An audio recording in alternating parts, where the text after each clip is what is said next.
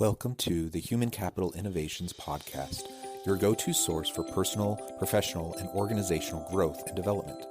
We hope you tune in often for all things people management, organizational development and change, organizational leadership, and social impact related. Maximize your personal and organizational potential with Human Capital Innovations Podcast.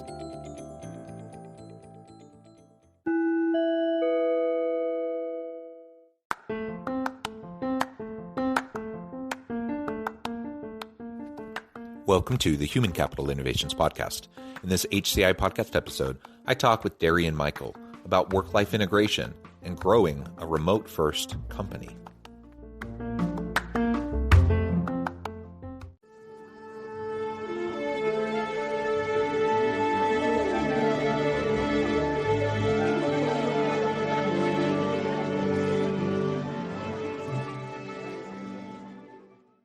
Darrian and Mikell, welcome to the Human Capital Innovations Podcast.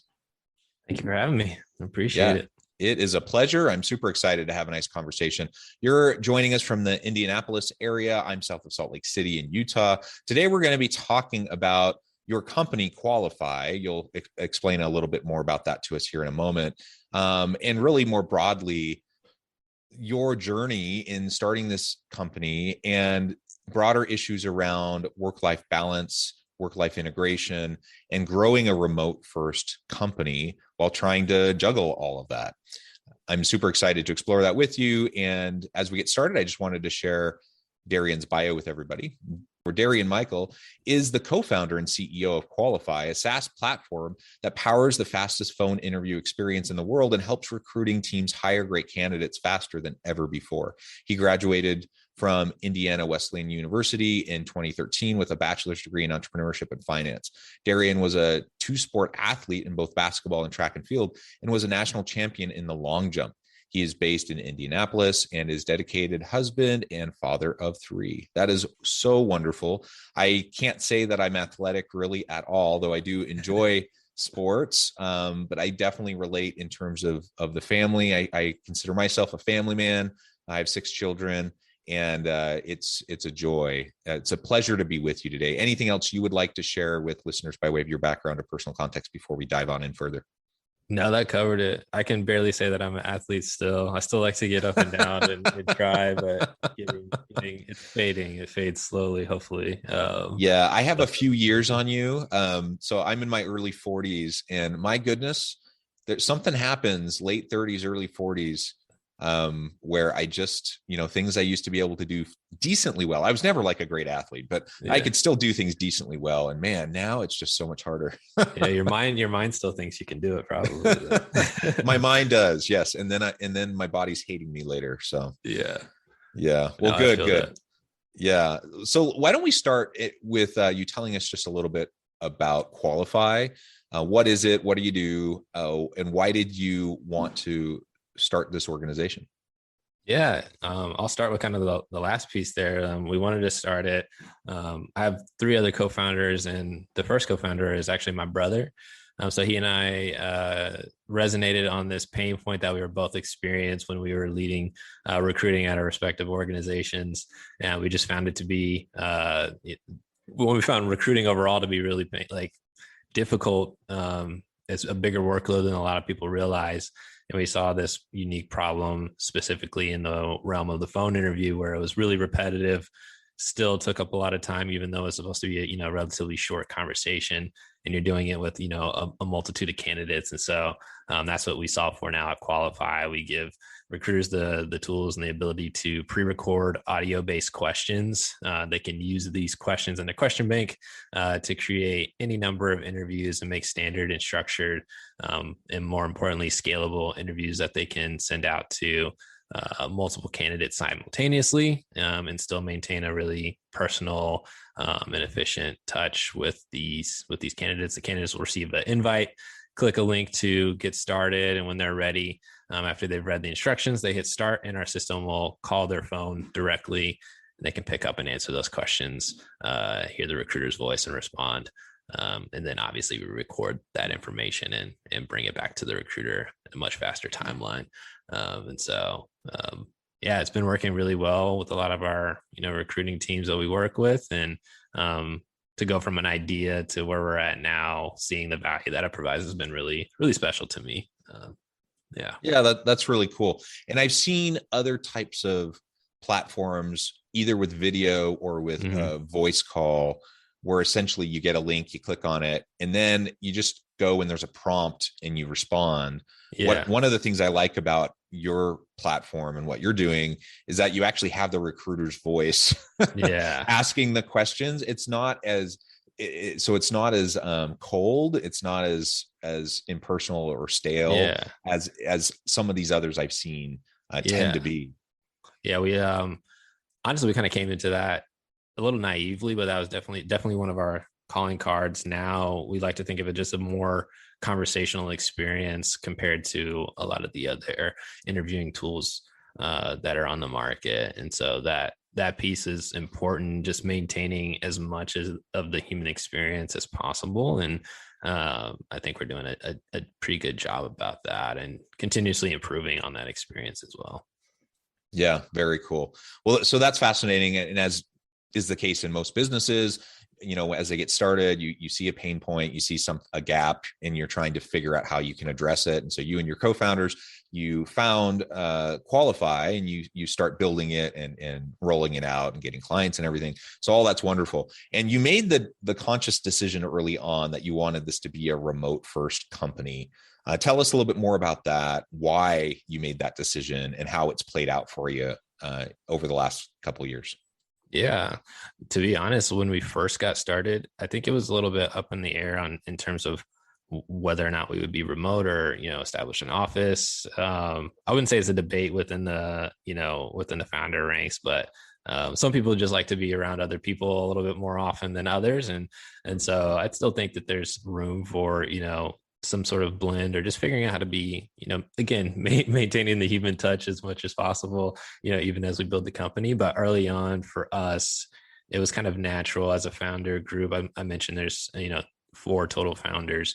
And by nature of us all having kind of full-time jobs when we first started Qualify, we were doing this in the evening hours and doing it remotely, just in our off time. And so it was kind of a natural rhythm for us. But then more strategically, as we were bringing on funding and starting to hire, we just thought, one, it was a little bit more cost effective as opposed to like really setting, buying actual real estate or setting up or leasing an office.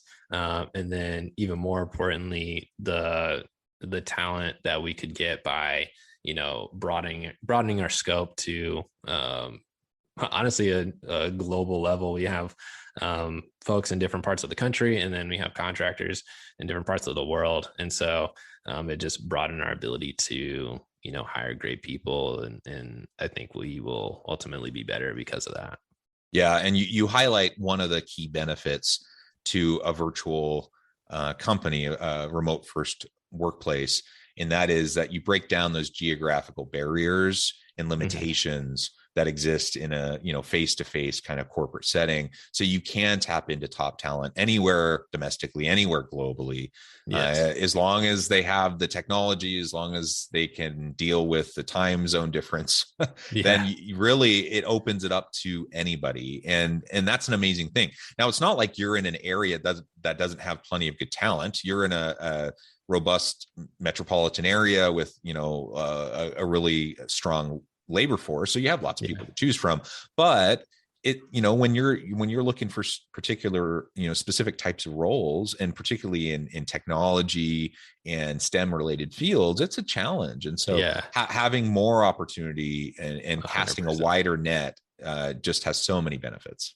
Yeah, 100%. And there's like I haven't done like a deep dive study on the breakdowns in terms of pockets of strength in our local workforce. Like if we're hiring certain roles, is there a really deep bench of labor there? But yeah, just like you said, broadening it, especially for a startup, like timing is everything.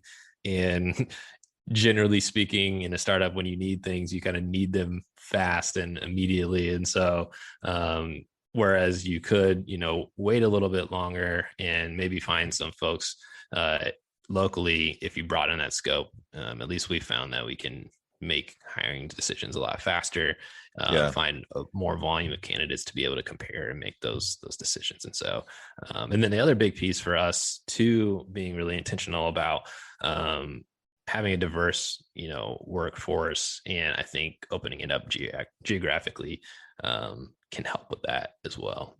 Yeah. And I'm also curious, we're in the middle of what's been called the Great Resignation. People recognize a couple years into this pandemic that they have options, and people have taken, reassessed what matters to them, what their core values are, and what they want to do in their life and with their career. And for many people, that they've come to the conclusion that they don't want to commute an hour each way. They don't want, maybe they want to live outside of a big city. They don't want to live, in a metropolitan area or whatever. So I'm curious, how many of your applicants and how many people on your team specifically, really find a remote first company. It's a recruiting tool. It's an enticement to get good people to apply. Oh yeah, 100%. And when I've polled folks internally, like there's some folks that, I think most people on the team want to get together in person more often than maybe we do currently, but overwhelmingly, they all prefer the remote life and their ability to be at home more often with their family, or just doing things without a commute. And me personally, I mentioned, when you asked about the decision to go remote, and how at first it was not necessarily a certain path that we were going on.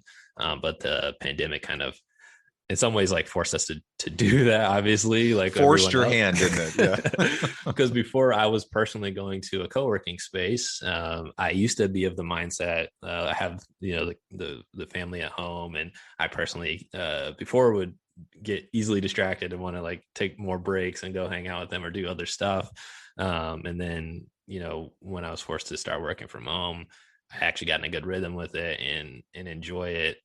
Prior to qualify, I was at another company where I did have a 45-minute commute every day. And, especially with young kids and their bedtimes, I was missing out on like a huge chunk of, their life and, that time I got to spend with them. So my commute now is a step out the door and, out of my home office. And I like that a lot better. And it is a big recruiting appeal.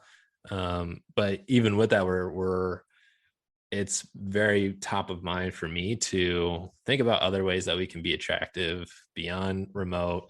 There's other, things beyond just like people throwing money at the problem with perks and benefits, just other ways of going about work that I want us to be hopefully on the forefront. There's 4-hour work weeks and different, work cadences and how people approach work overall. And I'm all about, us figuring that out, what works for Qualify and using that as a way to maintain, like retain employees, but attract them as well in the first place. And just make the way that we do work a lot better.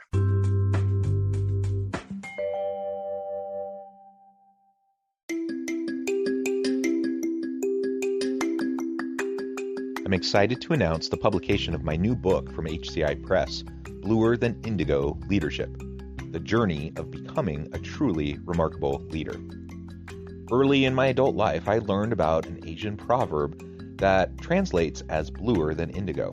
If you think about the color indigo, it is a brilliant, deep, and vibrant blue, what some would call the bluest of blues. To have something that is bluer than indigo is rare and truly remarkable. Contrary to popular myth, there is no one-size-fits-all or cookie-cutter approach to effective leadership. There's no silver bullet, no secret sauce, no go-to model that will solve all of our problems.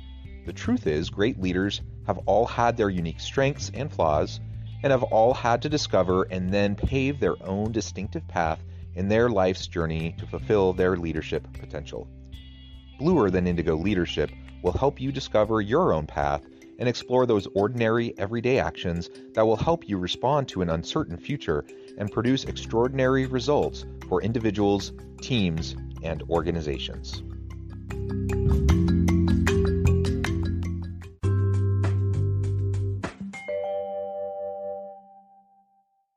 Yeah, the design of work matters more now than it ever has. I'm Yeah. convinced. And people want flexibility. That's the bottom line. Whether it's in person, whether it's remote, or some sort of hybrid arrangement, whether it's a 4-day work week or a traditional 5-day, just the flexibility for people to put in their hours when they're able, and to take time away. Like, you need to go pick up the kids from school, or you want to go to this game, or you want to help them with their homework, so you can adjust your schedule accordingly. Those types of things, that makes a big difference for a lot of people. And again, after a couple of years of this pandemic and people taking stock on their life and figuring out what matters most to them, many people have just come to the realization that devoting themselves to the company while sacrificing their family is not a trade-off they're willing to make anymore, right? And so this brings us into really where I want to take the rest of the conversation, and that is the work-life integration. Some people term it work-life balance, work-life integration. There's all these different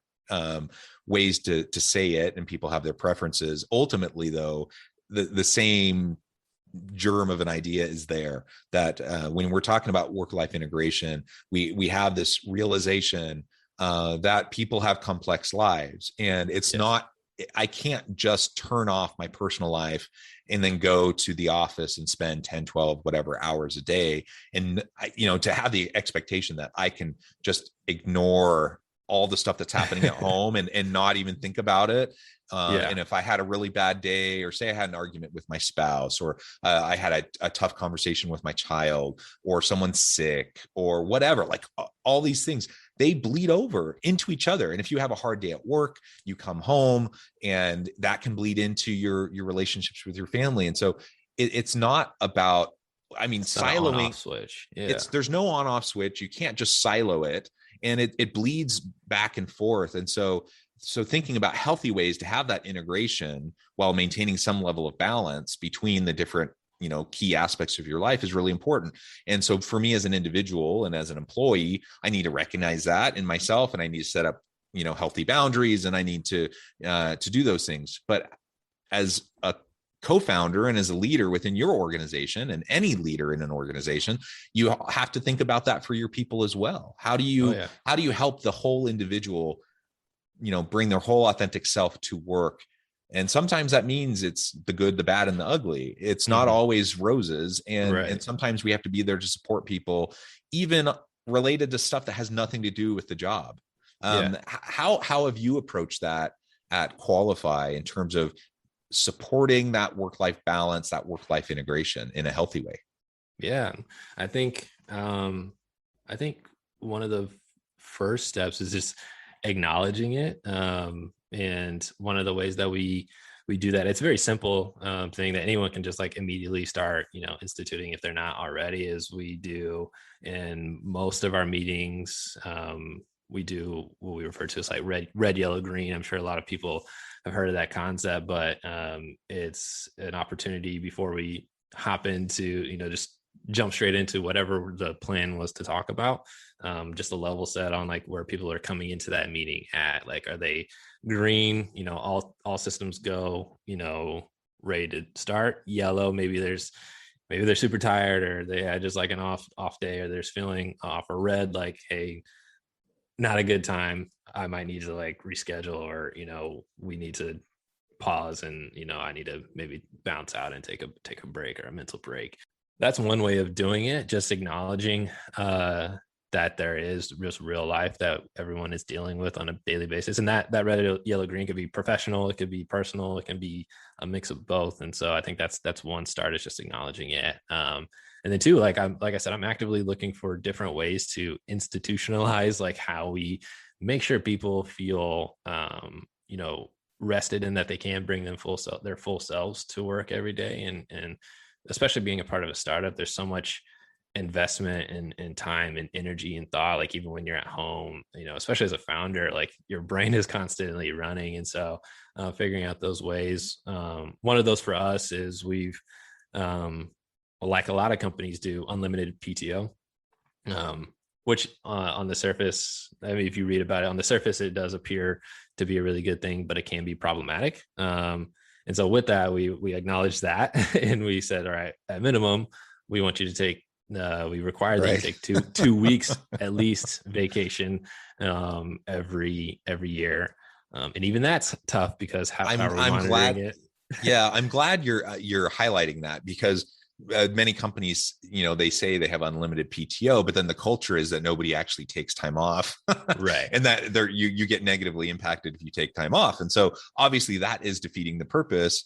So I like how you're saying, okay, everyone has to take this much time, and then beyond that, if you need it, take it. I like that. That's great. Yeah, and we've actually made it one of our KPIs that we're tracking against as a company. And so with that, we've instituted one just during like our semi-annual performance reviews. It's now at least a question that gets asked, like how much PTO did you take, this last couple of quarters, and then like what's your plan for upcoming, and then we instituted like a tracking tool just to one, make it easier for us to manage against, but then also sometimes it's hard to remember what, when you did and didn't take time off. So it's easier for, us to, again, manage that and plan for it. So that's one way. And then just looking at processes and how we're approaching it, especially in the remote world. Like one of the things I want to constantly evaluate is meetings. How much time are we spending in meetings versus like doing deep work? Can we do more things asynchronously? And there's a lot of tools on the market to help with that and aid with that. And so those are areas that I'm being, personally thoughtful, as well as like benefits and things that we're trying to provide to encourage, certain behaviors that we value. So yeah, those are a few of the areas that I'm trying to put more thought and resources behind. Yeah, that's wonderful. And as you think, anyone listening, you're thinking about your total compensation, both the salary, the benefits, the perks, all of those kind of more intangible cultural elements. All of that gets lumped together into what we call the total compensation package, and that's what we're using to recruit and retain really great talent. And it's one thing, like coming back to the PTO thing, it's one thing to say it and to say, yes, we offer unlimited PTO. It's another thing altogether to actually have a culture where the senior leaders are taking time off themselves, and they're modeling for their people that, yes, in fact, we say take time off. We actually do it ourselves. We expect you to do it. It's built into the performance review system. There's KPIs. I love that. That's one thing I personally need to do a better job of it now that it's in our system, that at least somebody's going to ask me, hopefully have you someone's going to follow up on it. And really, so it reinforces, it provides that institutionalized mechanism to reinforce the cultural component. That's really important to who you are, what you're trying to do in being supportive as a leader, and what your organization is trying to do to help with that work-life integration and that work-life balance with your people, to create that healthy, safe environment. That's what we all want. And I truly believe that most leaders and most organizations want to have that for their people. But getting from the conceptual to like where the rubber meets the road and actually making it happen in a meaningful way doesn't always happen. In fact, it usually doesn't happen. There's usually big gaps there between aspirations versus actual performance and what ends up happening. And so what does that mean for us? That means, yes, we have to be thoughtful about it. Yes, we have to be proactive about it. We have to build in the mechanisms that will support the type of culture that we want to build and sustain over time. And then we have to revisit it over and over and over again. And as long as we're doing that, we're not going to be perfect. Nobody's going to be perfect. And we're going to try things that don't seem to work, or we're going to have aspirations that don't become fulfilled. But if we're mindful and thoughtful about it, we're going to get closer than we would otherwise. And our people are going to, they're really going to appreciate the effort. Yeah, I think it's just all about like intentionality and buy-in, and follow through. Like if you want to make change, you want to make sure that your people are enjoying their work experience, then you obviously need to have that mindset to want to get their feedback, try to make those changes, implement those changes, and then the buy-in pieces.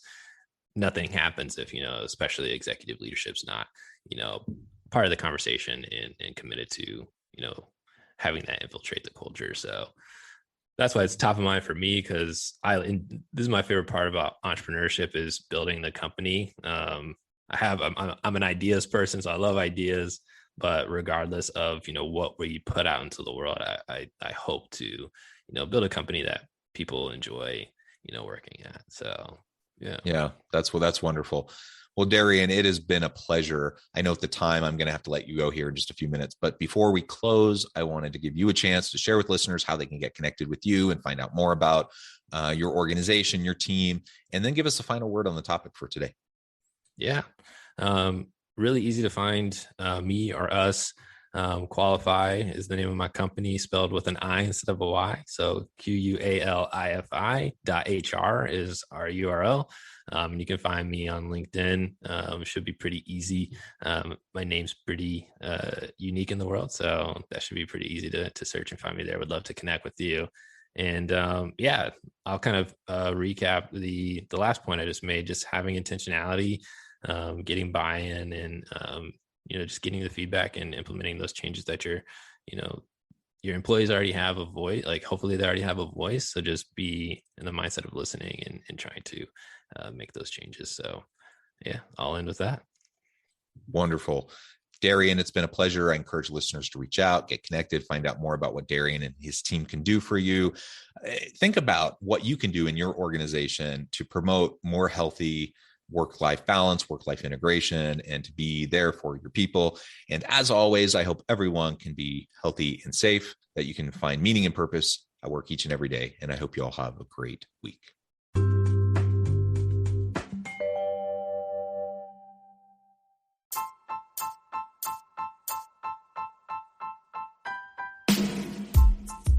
The alchemy of truly remarkable leadership.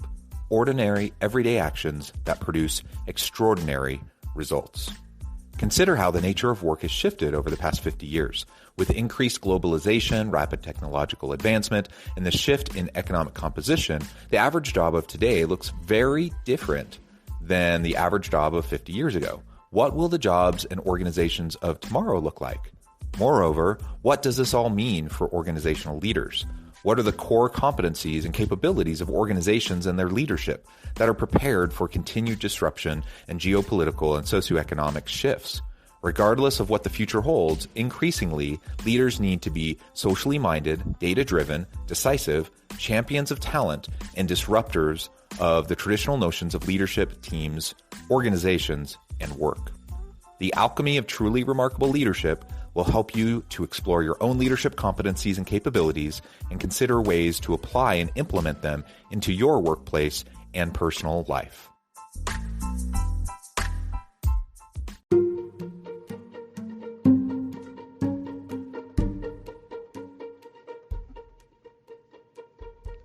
Check out Human Capital Innovations magazine, Human Capital Leadership. Human Capital Leadership is a free, interactive e-magazine with the mission to help individuals, leaders, and organizations find innovative approaches to maximize their human capital potential.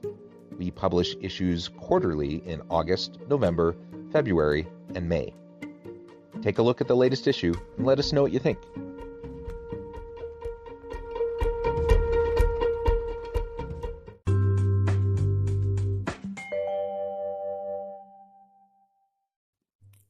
Thanks again for joining us for this episode of the Human Capital Innovations Podcast. I hope you stay healthy and safe and that you have a great week.